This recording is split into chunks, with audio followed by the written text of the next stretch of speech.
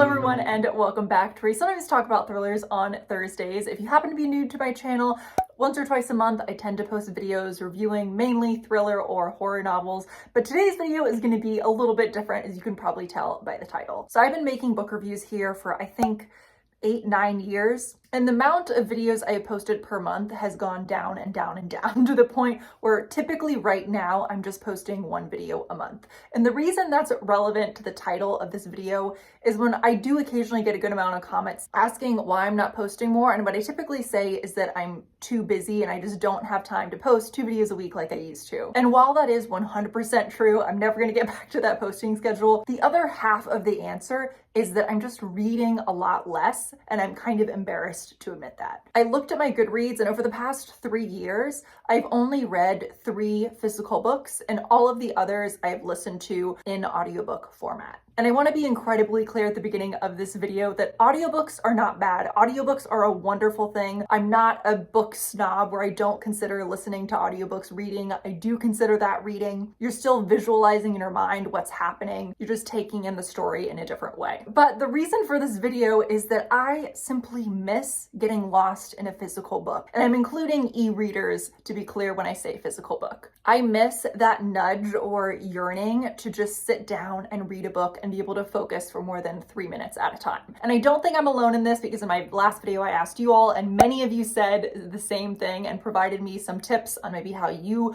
got back into reading, whether it was physical books or ebooks a little bit more. But my attention span, and I think this is, many of you said the same for you as well, has shrunken to seemingly the size of a pea. I have a hard time focusing if my phone is near me and I'm reading a book. I typically will put the book down within about 5 minutes if I'm lucky and go back to my phone. I'll even waste a lot of money buying books just to not be able to focus on them, and then I end up downloading the audiobook version and just listening to it instead. The other day I was even on a plane and I was watching people next to me getting lost in books, and I was so incredibly jealous.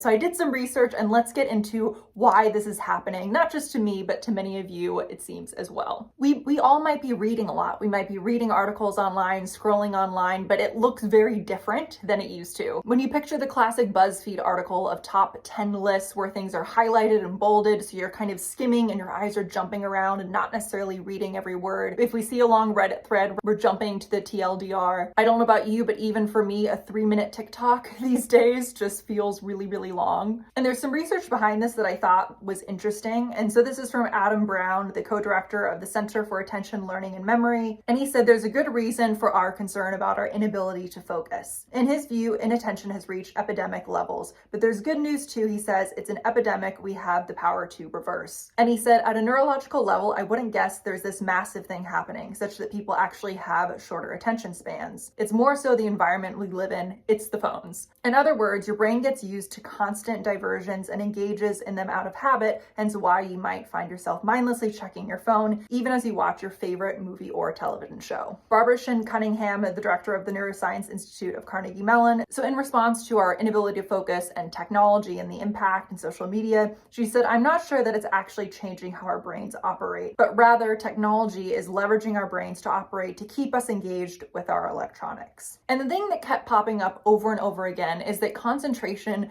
is really a learned skill that we can relearn if we've seemingly lost it in ourselves. A lot of these articles came with different tips, so here is my strategy that I have outlined in about 5 parts.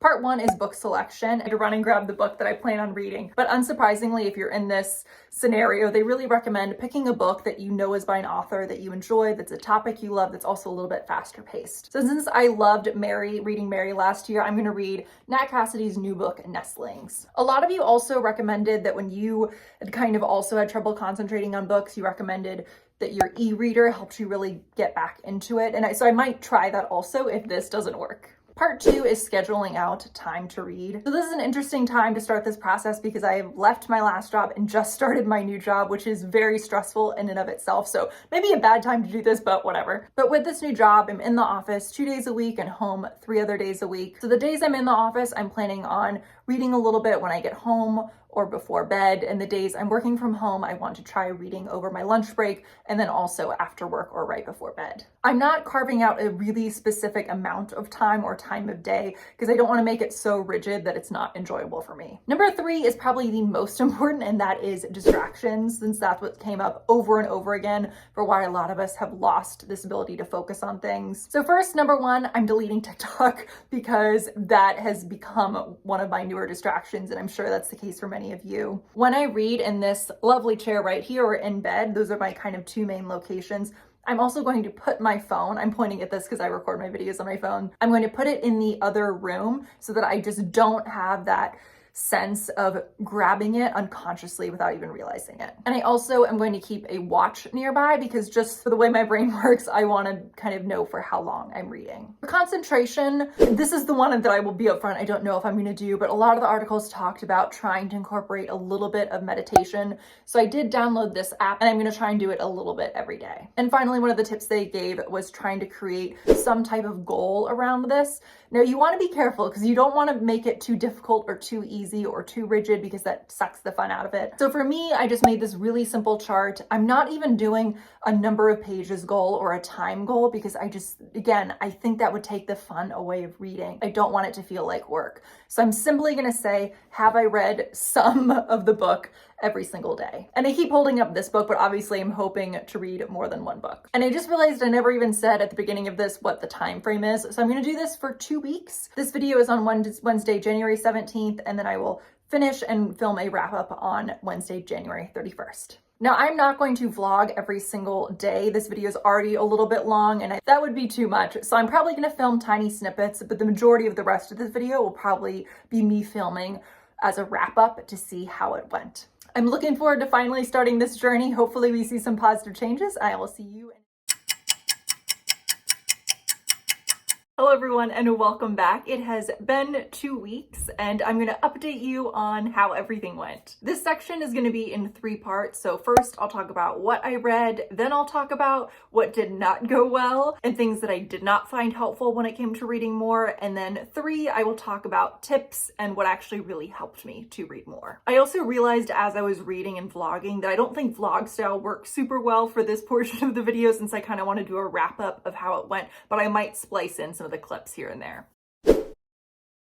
So I will say first, again, I was at the span of reading maybe 1 physical book a year. That's where my attention span was at. And I started to get really nervous that I was not even going to finish 1 book because as progress started off, I was really only reading maybe 15 pages or so a day, and I really was struggling to maintain focus. But I am happy to say that at the end of 2 weeks, it's nothing huge, but I did read first Nestlings by Nat Cassidy, and then I also read on my Kindle Bright Young Women by Jessica Knoll. Now this one I had started off initially as an audiobook and then it got auto returned, so I read the majority of it on the Kindle, but I did start it off as a audiobook. And again, part of me thinks just a book a week isn't anything incredibly exciting when you see some booktubers talking about themselves reading 3 or 4 books just in 1 week. But I still think this video will hopefully, especially with the things I'm going to recommend doing and not doing later on in this video, will still be helpful to those of you. I personally, just as a random example, I give speeches for work and I do presentations, and I used to have a horrific fear of public speaking. And that's why I actually think I'm a good person to ask about tips for public speaking, because I've been at the point where I really needed to improve, and I actually have a video randomly about that. And so I actually think even though I only read 2 books, which I'm still proud of myself for, I think this video should hopefully be helpful to those of you who are struggling with getting into physical books, because you want to get tips from someone who has been in that space, not someone who's just always been reading tons and tons of books all the time. In terms of stats, I did read pretty much every single day except once, just because we were really busy, meaning me and my boyfriend, and I was just really tired by the end of the day. So now we're going to get into what did not go well. So first, what did not go well, and I knew this was gonna happen. The meditation every day did not happen at all. I think I did it 2 times. And to be honest, I'm not really beating myself up about it, because even as I was setting that as a goal, I kind of felt that it wasn't realistic. So I guess we just don't know whether that would have helped me focus or not on reading more. One thing that did happen partway through, and I'll talk about once we get into the tip section how to overcome this, but I did delete TikTok off my phone, but then I quickly became one of those people who scrolls reels on Instagram, which I never used to do. And it's really just like a worse version of TikTok, at least for me. But I was still finding myself getting sucked into that. So that was a negative that happened for maybe 4 or 5 days, even when I tried to kind of set the timer on my phone so it only let me be on it for 20 minutes. That did not work really well because you can just hit 2 buttons, then you can keep watching. But again, I'll talk about once we get into the tip section how you can have a little bit of help with that. I also found that even though I was reading a book a week, which, you know, much more than I was doing in the past, I never really, except maybe once or twice, really got into that flow state where I just looked up and a ton of time had passed and I had read so much. And I'm not getting super upset about that because this has only been 2 weeks, right? And it's been what, 3 to 4 years-ish of me really mainly just using audiobooks. So 2 weeks isn't going to be life-changing, right? I think that'd be unrealistic. So I did just overall find that I still was reading even towards the end of the 2 weeks, a little bit slower than I used to, definitely, and wasn't finding myself in that flow state as much as I would have wanted to. And my final thing that did not help, when I would watch videos or read tips online about how to read more, people would always say this one tip, and they would always say, keep a book on you. So when you're, you know, maybe sitting on the subway or sitting in a waiting room somewhere, you can always be getting in some pages here and there. But I found that for my lifestyle, that just has essentially zero impact. In the span of 2 weeks, I went to, for example, the doctor's office, and I was sitting in the waiting room for about maybe 5-10 minutes, but then I only read, 5-10 pages. So I think that might be more relevant if you just happen to have the type of life where maybe, for example, you are sitting on the subway for extended periods every single week. So it could be helpful for some people, but carrying around a book just had really no impact.